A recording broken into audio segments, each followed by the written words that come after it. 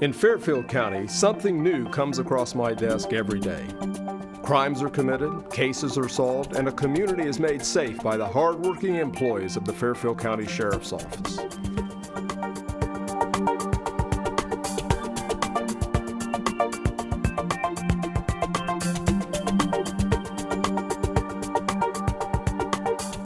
Welcome to This Week with Sheriff Dave Phelan, a weekly program on LancasterOhio.tv. We're also carried by a number of the radio affiliates here in Lancaster. Do appreciate you, the viewers and listeners that join us each and every week. And before airtime, I was talking to J.T. Burcham here at Fairfield Christian Academy about how long we've been doing this, and we think it's about, at least on the radio, for about 16 years, and on television for about 8. So it's amazing how time gets away from us, but I'm appreciative of the staff and the students here at Fairfield Christian Academy that make this program possible. Our executive producer is Kelly Roberts, behind the scenes, getting the guests lined up and the questions, and does a terrific job. Back by popular demand is Detective Jason Meadows, and you were here, it's been a while, hasn't it? Yeah, last year, I think, Sheriff. Yeah, last year. And Jason is a 17-year veteran of the Sheriff's Office? Sir. Yes, sir. And also one of our detectives. That's correct. And well, tell us a little bit about your career. Sure, absolutely. I went through the Sheriff's Academy in 1999. Was one of the last ones that went through the academy through Fairfield County.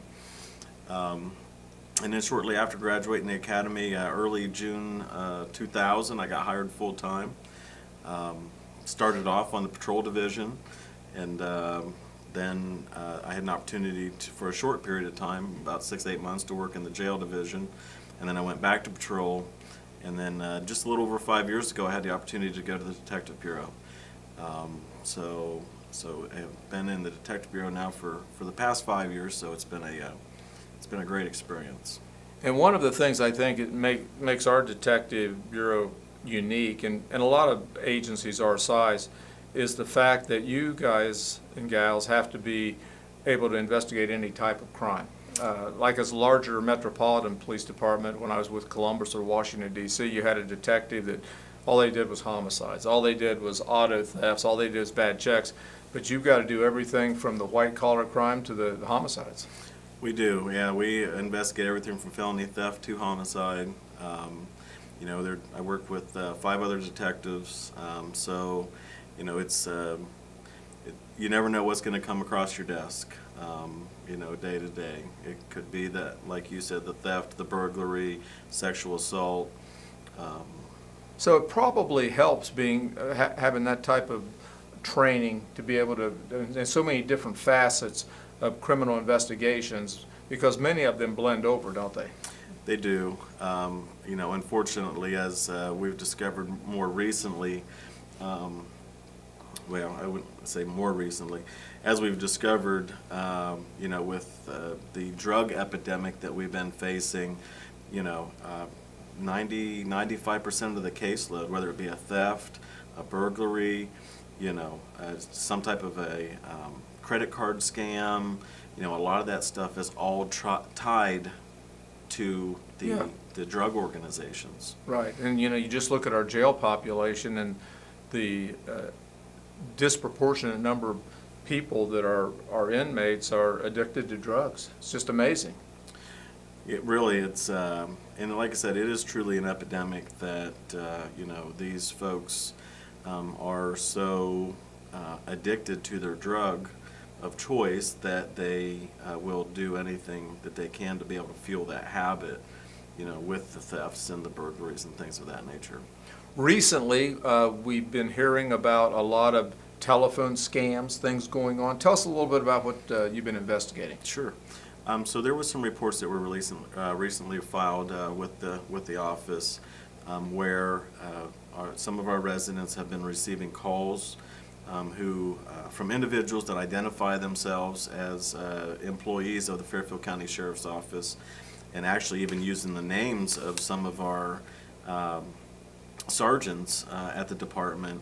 And essentially what the scam is they basically are saying that this particular individual missed a court date or a jury duty subpoena or something along those lines, and that they have a fine that's been levied against them, and if they don't comply and pay this fine, that they will have an arrest warrant issued for them. So, you know, as we learned of this investigation, I was able to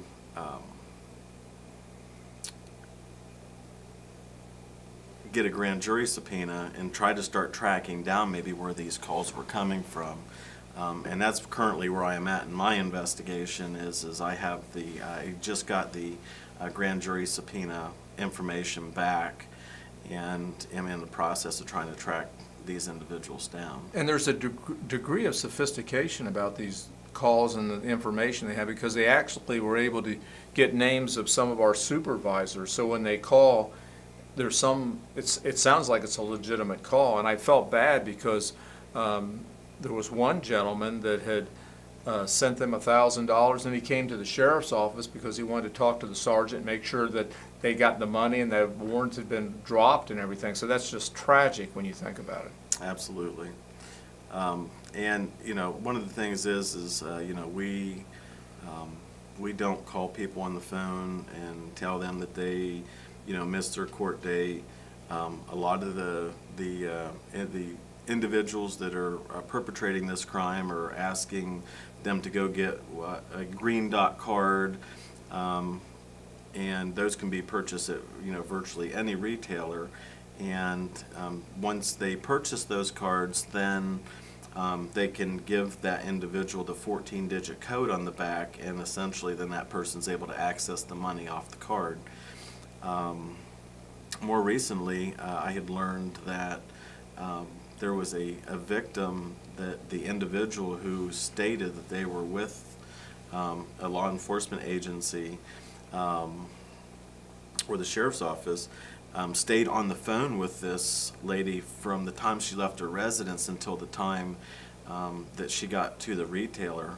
And what we're finding is that now they're wanting to stay on the phone, because he specifically told the victim, hey, if anyone asks you what this money's for, you tell them that it's none of their business what it's for personal reasons. Well, we have run into a few cases where victims have got to the retailers and basically tried to buy these green dot cards for large sums of money, and the retailers have actually talked them out of it and basically told the victims, hey, you're being scammed.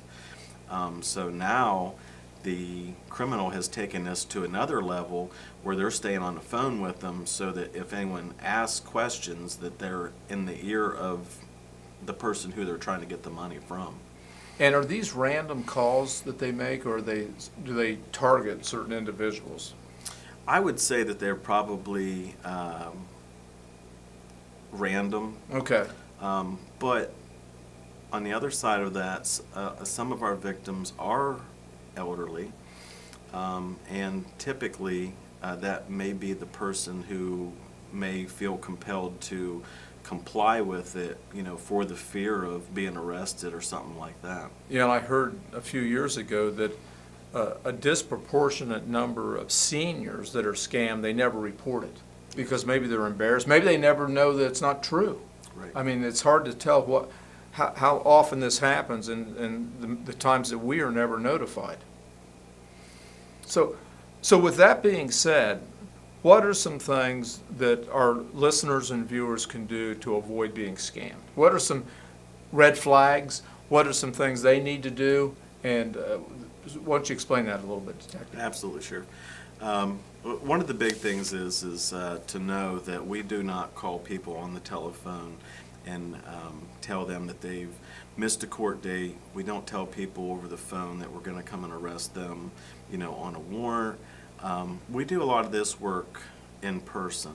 So if someone does have an issue where they may have had an arrest warrant issued for them, we'll come out to the residence and we can talk to them about it further at that point, and things of that nature. Now, you know, we also do not solicit money over the phone for any fines or penalties. A lot of those fines and penalties can be paid online through a reputable, a secured website that's through the courts. And anybody, I would say, that would question any of these types of calls, feel free to, contact the sheriff's office and let us know the types of calls they're getting, the phone numbers that they're receiving the calls from, and that way it'll give us something that we may be able to look into to see if we can determine who's making. And I think the most important thing you said, Detective, is there would never be a time that the sheriff's office or any law enforcement agency would want money on the phone. We would never do that. That's There'd correct. have to be a letter sent, there'd have to be something in place, but we would never say, you've got to go get money, or we're going to arrest you, or these kind of things. That's correct, yes. Now, there's also, as we're talking about scams, the people that come around to your door and want to go ahead and coat the driveway, or they want to go ahead and sell you firewood. And again, some of these things are legitimate, but again, I think people have to be very cautious of people coming to their doors, especially doing the home repairs. And again, I've heard they target seniors. They do, and it's unfortunate they do target seniors, but, anyone that's willing to go door to door to solicit business doesn't have much of a business. If we're wanting something done on our house, then, we would get on the internet and we would conduct a search that way, say, or through the phone book, or through friends and family that may have had work done with somebody. So a lot of times, someone coming to your door to do work that you're not really wanting or maybe needing done, it would be an indicator at that point that it is probably a scam. And I'm reminded a few years ago that there was a scam where a person went to the house and they said, we're in the neighborhood, we're coating driveways, we've got some extra product left, and we'll give you a big discount on that. And they went ahead and did it, and then it started to rain and the stuff started to dissipate, and they found out it was like motor oil, used motor oil. Yes. They were using. Yes, and they've had that, or they may have a half a gallon of drywall sealer, and they'll fill the rest of the bucket up with water, coat it so that it looks black. The homeowner comes out, takes a look at it, it looks okay at that point, the homeowner pays them, and then as soon as these individuals are gone, the job was never done properly. Right. And there are people that will come from different states, gypsies if you will, and they will come here, and that's what they do, is they prey on individuals, and they'll do it during the summer and then go back to wherever they came from. We're just about out of time. With us today has been Detective Jason Meadows, a veteran of the Fairfield County Sheriff's Office, now a veteran detective. And we're going to have you back next week. We've covered a lot of ground this week. We're going to talk about the new sheriff's facility and some of the things that are part of our detective bureau. And also, probably would be a good idea to talk about some of summer safety tips, some things the citizens need to keep in mind as we enter into our summer months here. Absolutely. Do appreciate you joining us. Thank you. Until next week, same time, same place. This is Sheriff Dave Phelan. God bless, and we'll see you here next week.